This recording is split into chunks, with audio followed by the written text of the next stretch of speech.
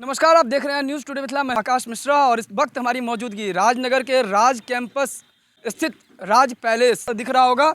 ऋषभ चाय पंडा इनका नाम है। ऋषभ जो सोशल मीडिया एक्टिविस्ट भी हैं और इनके एक्टिविटी के जरिए ये लोगों के बीच एक चर्चा का केंद्र बनते जा रहे हैं। इनके पीछे बैकग्राउंड में आप देख सकते हैं, कुछ भी बेच सकते हैं, बस बेचने का क्वालिटी होना चाहिए। तो हम बात करेंगे ऋषभ जी से, आखिरकार इनके जहन में चाय का कॉन्सेप्ट और वो भी राज पैलेस में, जो मिथिला का धरोहर है, यहीं इसी जगह पे कैसे आया। सबसे पहले आप सभी दर्शकों का धन्यवाद जो हमें देख रहे हैं और भाई के चैनल के माध्यम से। आपने पूछा एक सवाल कि चाय बेचने का कॉन्सेप्ट कहाँ से आया। भाई देख रहे हैं चाय बेच के लोग देश चला रहे हैं। हम तो एक छोटा मोटा आदमी हुए हैं, तो हम क्यों नहीं चाय बेच सकते हैं। कि जब चाय बेचने वाला देश चला सकता है तो हम भी चाय बेच के अपना सोशल मीडिया के तहत अपना भी व्यापार चला सकते हैं। तो मेरा कॉन्सेप्ट अलग है। कॉन्सेप्ट ये है हमारा कि फ्री फूड गिव अवे हम भी ये भी करते हैं। फ्री फूड गिव अवे, इसका मतलब ये हुआ कि हम एक टोकन रिलीज़ किए हैं मार्केट में। उस टोकन के तहत ये देख सकते हैं, ये टोकन है हमारा, 2 नंबर का टोकन है, ये 1 नंबर का टोकन है। ये टोकन यदि किसी को मिल जाता है तो हमारा जो मेन्यू है, मेन्यू में लगभग 50 आइटम है। किसी भी प्रकार का फूड आइटम आप फ्री ऑफ कॉस्ट हमारे यहाँ से खा के जा सकते हैं। तो ये कैसे मिलेगा, तो उसके लिए आपको हमारा सोशल मीडिया अकाउंट ऋषभ चाय पांडा सर्च कीजिए। इंस्टा पे, फेसबुक पे, यूट्यूब पे, हर जगह हम अवेलेबल हैं। वहाँ जाइए, हमारे वीडियोस को देखिए, आप समझ जाएंगे कि हम कैसे कैसे इसका ये क्या सिस्टम है, आप कैसे इसे पा सकते हैं। सारा जानकारी आपको हमारे सोशल मीडिया से मिल जाएगा। राज पैलेस आप चाहते तो दूसरी जगह भी आप कुछ बिजनेस कर सकते थे, लेकिन यही जगह चुनना, इसके पीछे क्या आपका टारगेट है। इसके पीछे टारगेट ये है कि ये जो हमारा राज पैलेस है, राज कैंपस, यहाँ आए हैं उन्हें पता होगा कि यहाँ क्या है।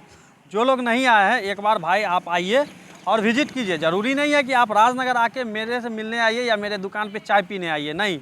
आप राजनगर आइए, आप यहाँ का जो किला है, जो मंदिर है, आप उसे देखिए, घूमिए और समझिए, इसका इतिहास जानिए कि ये क्या चीज़ है। विगत सालों से लोग यहाँ ध्यान नहीं दे रहे हैं। न सरकार ध्यान दे रही है, ना यहाँ का जो राजा है वो ध्यान दे रहे हैं।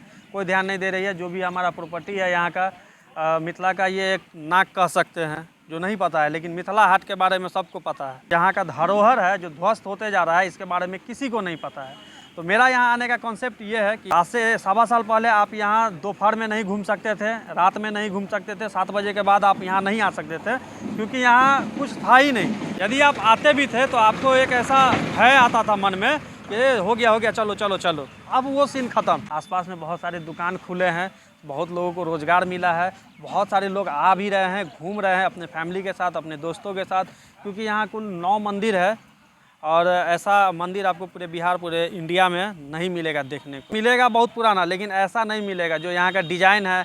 अब एक बार आइए और घूमिए, हम ज़्यादा क्या बोले आपको, आप एक बार खुद अपने आँखों से देख लीजिए। यहाँ कोई टिकट नहीं लगता है घूमने के लिए, कोई 1 रुपया चार्ज नहीं लगता है, फ्री ऑफ कॉस्ट है, हर एक चीज़ फ्री है। ललित नारायण मिथिला विश्वविद्यालय हो गया, पटना यूनिवर्सिटी हो गया, नालंदा विश्वविद्यालय हो गया, बहुत सारा कलकत्ता में है, मुंबई में है, दिल्ली में, जहाँ पे इन्होंने अपना योगदान दिया है, पैसा से, बुक से, हर एक चीज़ से। महल बना दिया, लाइब्रेरी बना दिया, जहाँ तहाँ बहुत योगदान राजा का, बहुत जहाँ तहाँ इन्होंने दान किया है। अभी रिसेंटली राम मंदिर में इन्होंने बहुत भयंकर तरीके से दान किया। आप लोग न्यूज़ में देखे होंगे कि दरभंगा के महाराज ने क्या तो दान किया था, मुझे याद नहीं है, आप लोग गूगल करके देख सकते हैं। शिक्षा जगत में, व्यवसाय जगत में, चीनी मिल हो गया, पेपर मिल हो गया, बहुत सारा जो बंद हो चुका है, सारा जितना भी मिल है ना, सब में राजा का योगदान है। मेरा मंजिल अलग है, पैसा कमाना मेरा मोटिव नहीं है। पैसा कमाना होगा तो चाय दुकान से हम पैसा ज़्यादा नहीं कमा सकते। मेरे पास और भी व्यापार है, फिश फार्मिंग भी हम करते हैं, तो वो सब साइड है। मेरा मोटिव ये है ना कि अपना जो क्षेत्र है मिथिलांचल, यहाँ पे लोगों को सोशल मीडिया के बारे में कुछ नहीं पता है और अक्षर नहीं पता है, और जिसको पता है वो मेहनत कर रहे हैं। लेकिन जो मेहनत कर रहा है उसको कोई दिक्कत नहीं हो रहा है, जो मेहनत नहीं कर रहा है, जो उसको देख रहा है, वो उसको ज़्यादा टॉर्चर कर रहा है।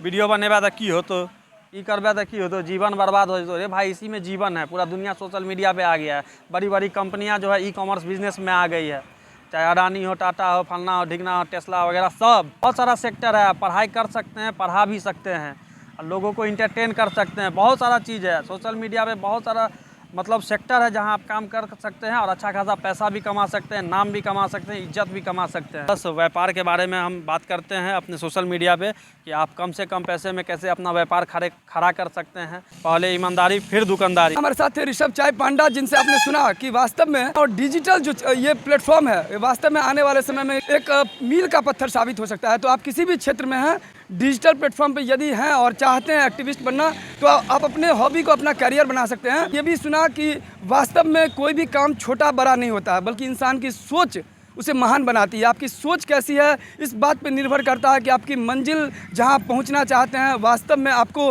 वो मंजिल आपका इंतज़ार कर रहा है। कि आप अगर बेरोजगार हैं तो ये सिर्फ और सिर्फ आप खुद के वजह से हैं। जो नेता ये कहते सुनते नजर आते हैं कि पलायन पलायन पलायन, तो वास्तव में अगर पलायन भी हो रहा है तो उसकी जिम्मेदार भी आप खुद हैं। इनके अंदर इतना जुनून है पैसा कमाने का, पार्ट टाइम जॉब भी करते हैं और अपना बिजनेस भी करते हैं, भयंकर मेहनत करते हैं। क्यों करते हैं? पैसा के लिए, रोजगार के लिए। ये भी चाहते तो दिल्ली बम्बई जाते, 10,000 15,000 में नौकरी कर सकते थे। इतना संतुष्ट है अपने जीवन से? हाँ, जीवन से बहुत संतुष्ट हैं। इसमें हम हुए, हमारी पत्नी हुई, 3 बच्चा हुआ। जो मेरी बड़ी बेटी है जो मैट्रिक में है, बेटा जो मेरा है जो 8 में है, अभी जो है चाहे मतलब 5 साल की जो बेटी है वो UKG में है। और DS ग्रुप में मैं प्राइवेट जॉब करता हूँ। सुबह 9 बजे से लेकर शाम के 5 बजे तक मेरा है। 5 बजे के बाद अपना पान का स्टॉल है। चैनल के माध्यम से अपील भी कर रहे हैं कि इसका जीर्णोद्धार हो जाए और ये जो जगह है में ये देखा जाए देश और दुनिया को फिर से प्रतिनिधित्व करे, क्योंकि वास्तव में ये धरोहर मिथिला को गौरवान्वित करने वाला ये जगह है। क्योंकि पर्यटन का असीम संभावना देखने को मिल रहा है राज कैंपस का राज पैलेस। तो इस वीडियो को ज़्यादा शेयर कीजिए और कमेंट्स में अपना प्रतिक्रिया ज़रूर लिखिए। मधुबनी जिला के तमाम खबर के साथ लगातार देखते रहिए न्यूज़ टुडे मिथिला। आकाश मिश्रा के साथ। जय हिंद।